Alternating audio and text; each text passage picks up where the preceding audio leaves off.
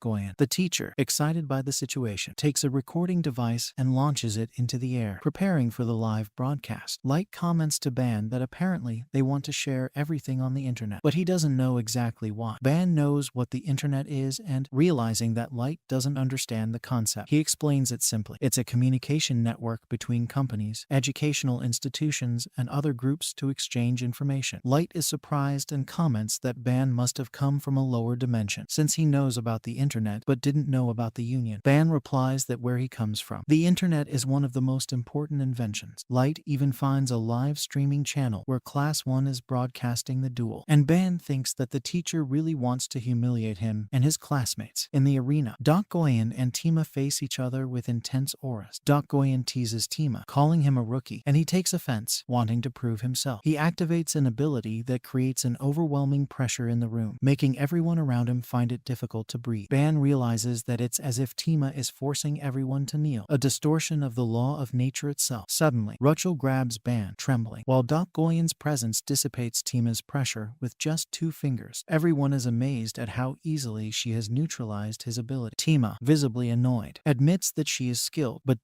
Goyen teases him, saying that her power is disappointing. She then rushes forward and lands a kick to Tima's stomach, suggesting that he should prepare better for combat. Tima is frustrated to realize that he had to block with both hands, while Goyen taunts taunts him, questioning whether he is fed in the mouth. He tries to counterattack, but she deflects easily and teases him that his movements are weak. Light watches in amazement as Goyen humiliates Tima, one of the most powerful in the Caddis dimension, while Ban reflects that Tima seems used to dominating opponents by the force of his presence. But without being able to suppress Goyen, he is at a disadvantage. He comments that Tima has a strong body, but has never really had to use it, which impresses Light, who notices Ban's ability to analyze quickly. The battle continues, with Goyen pinning Tima against the ropes. He furiously uses an electric attack on the floor, forcing her to dodge. Tima, now out of control, declares that he will not allow himself to be humiliated and threatens to kill her. Goyen, however, responds coolly, saying that death is a concept that children like him shouldn't even mention. She concentrates a skill in her hand and prepares to attack. But before the two can collide, teacher Yumina appears, interrupting the confrontation. Flowers begin to sprout all over the battlefield, enchanting and silencing everyone. Yumina explains that, at the academy, they don't encourage life and death fights, as they prefer the students to preserve their strength for the challenges of the tower. With a gesture, she makes the flowers float and spread through the air. Ban observes the field covered in flowers and wonders if it's a trick of illusion or hallucination. But even if it were, he can still smell the flowers. Annoyed, Tima turns and walks out of the arena, while Goyen compliments the strength of Professor Yumina, who only responds with a smile before returning to her seat. Ban comments with admiration that the scene was impressive, and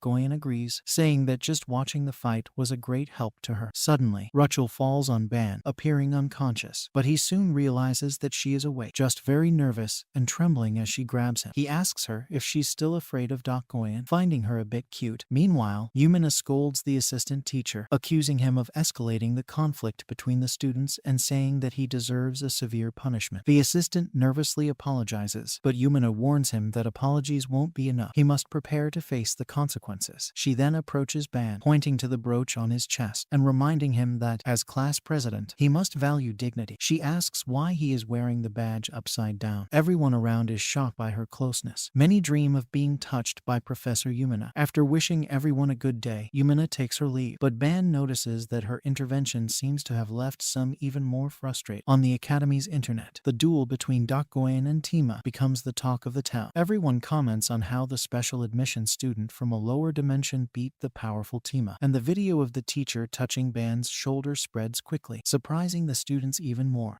Goyen comments that the impact of this event is not strange, and Ban, curious, asks what she means. She wonders if Tima really is their dimension's greatest hope, commenting that she suspects another student, a girl in a witch's hat, might be much more powerful, much more powerful, much more powerful, much more powerful, much more powerful. Meanwhile, Light, trolling the internet, comments that Ban's name is everywhere. Ban understands that many avoid challenging Goyen and are shifting the blame for the clash onto him. Light asks why Rachel has been so distant lately, and Ban realizes that her fear of Goyen may have worsened with recent events. He thinks that sharing a room with Goyen must be even more stressful for Rachel, so he decides to try to make her more comfortable, drawing everyone's attention. Ban presents a concentrated fruit elixir that he has prepared with his skill, explaining that it increases all statuses a little. When he opens the bottle, the sweet aroma catches Rachel's eye, who watches as Ban spreads the jam on bread and offers it to his colleagues. Light and Goyen try it and are impressed by the taste, saying that they have never tasted anything so delicious. Ban smiles and asks them to simply say that it tastes good, without exaggerating. He then offers a piece to Rachel, who hesitantly asks if she can really taste it. Ban encourages her, and she finally tries it, feeling the same surprise as the others.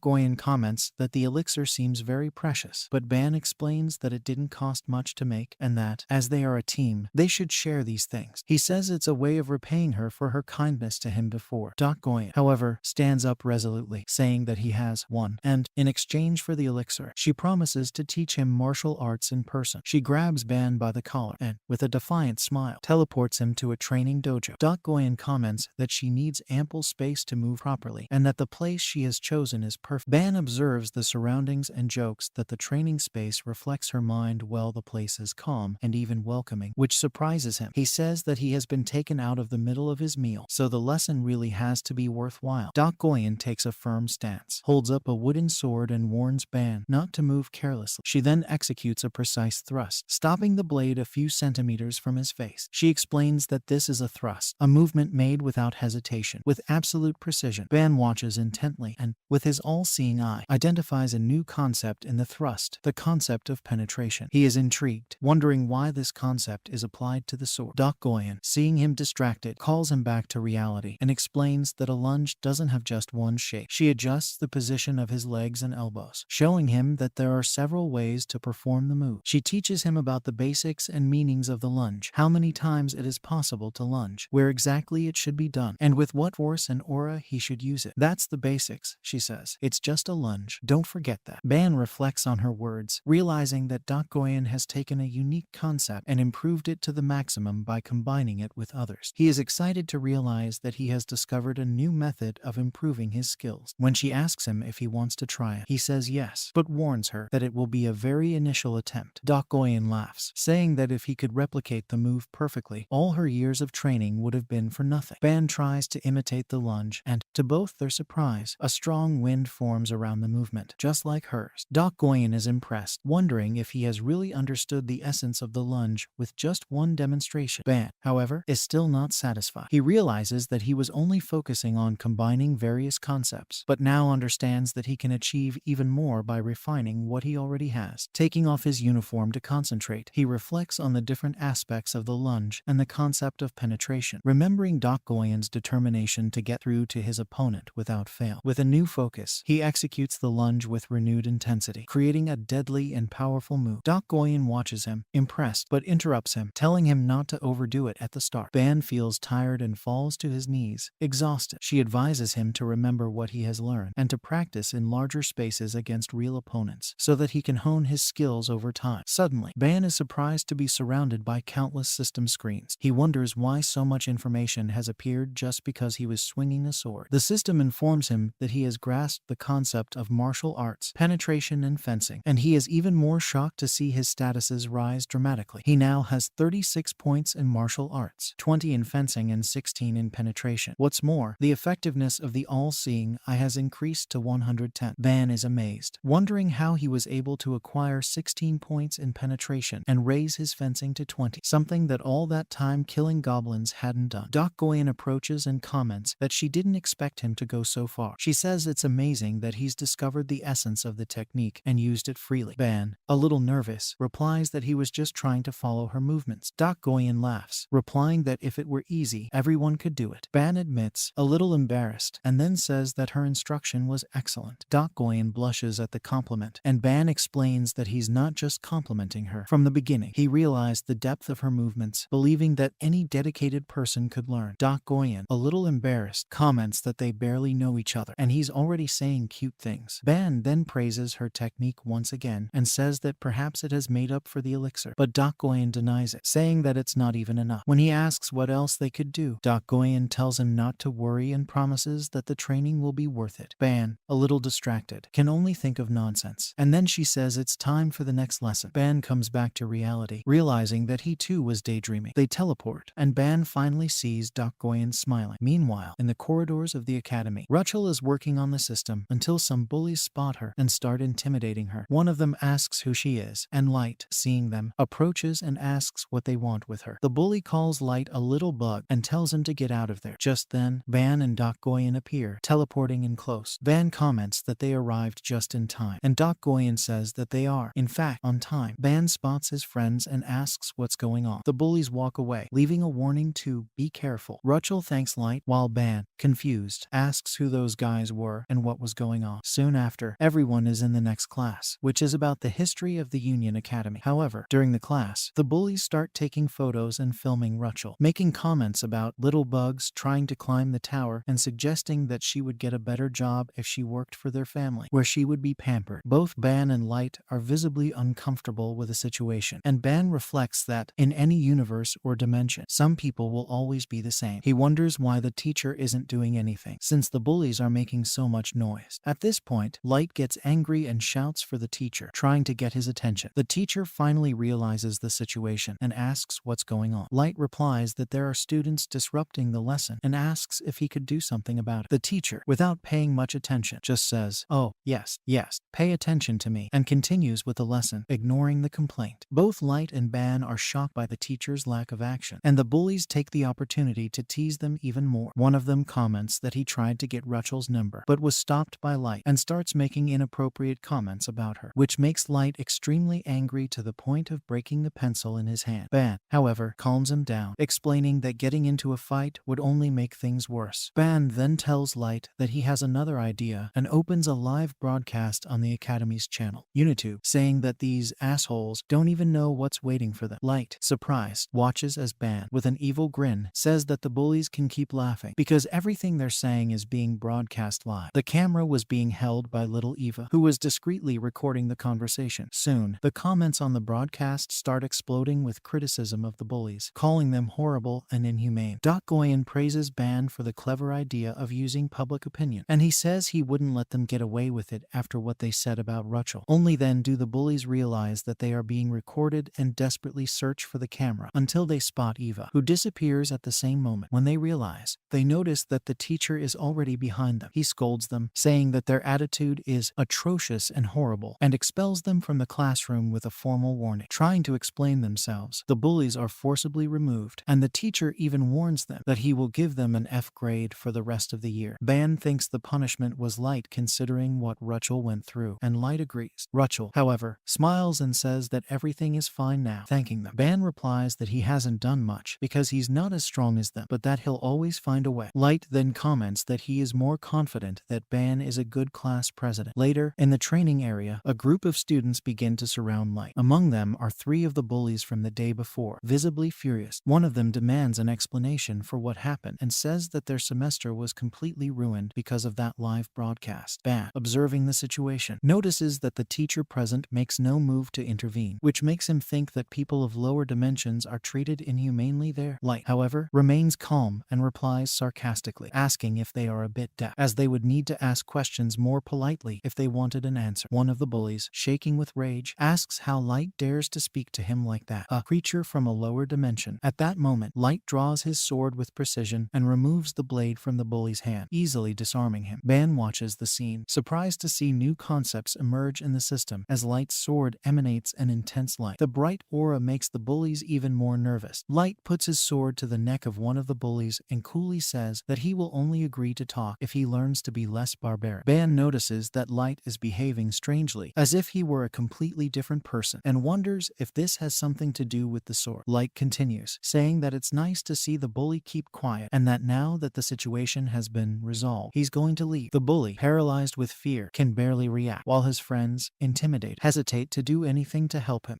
Goyen, watching, is intrigued by the change in Light's behavior. At this point, Light turns to the teacher and provocatively asks if he really thinks it's acceptable for students to attack others with real swords. The teacher tries to justify himself, saying that the academy encourages duels between students. Light, however, remembers that he never accepted a duel and says that he only responded to the attack. The teacher retorts that it was Light who exposed his energy first, but Light retorts, arguing that he did it to defend himself. Light asks if the professor would let them attack him without reacting, which leaves the professor baffled and without an answer. Light's sword aura glows even brighter, increasing the tension in the room. Suddenly, Goyen intervenes and slaps Light upside the head, interrupting the situation. He, stunned, asks why she did that, to which Goyen replies that he was being noisy and acts exaggeratedly by swinging his sword. Light, somewhat annoyed, puts his sword away, and Ban feels the intense energy disappear. The professor, still annoyed, mutters something about inferior creatures and arrogance, which makes Ban and Rachel uncomfortable. Ban thinks that Light really is a time bomb in the group, especially with this impulsive attitude. Later, during the meal, Ban comments that if they continue with impulsive attitudes like Light's, they will end up with a bad reputation in the academy. Light asks what he's talking about, and Ban directly mentions the confrontation with the teacher. Light, without an answer, knows he's done wrong, but tries to justify himself, saying he only wanted to help. Ban then warns him to avoid unnecessary confrontations, especially with teachers, and Light apologizes. Meanwhile, Goyen is savoring the fruit jelly, oblivious to the conversation. Ban, observing Light, notices that he acted differently after drawing the sword, as if his personality had changed. Suspecting that something in the sword might influence him, Ban asks if Light can really control the power of the blade. Light hesitantly answers yes and insists that his anger was only because of the teacher's lies. But, realizing that he is lying, Light tries to maintain his pose, agreeing that lies are terrible. Ban, suspicious, drops the subject for the time being, and Goyen, irritated by Light's attitude, hits him over the head once again, saying that he was very annoying. Light falls face down on the table, and everyone laughs, ready to move on to the next activity. Before leaving, Doc Goyen catches Ban's eye and comments that he's thinking more about the advice teacher Yumina gave. Doc Goyen comments that there are many jealous and malicious students at the school and that their lives are becoming increasingly tumultuous and disturbing. She asks if Ban has any plans for the future and, as the class representative, wants to know what he thinks about the situation. Ban reflects on what she has said, recognizing that the school environment is indeed oppressive. He notices the superiority that many students show towards foreigners and the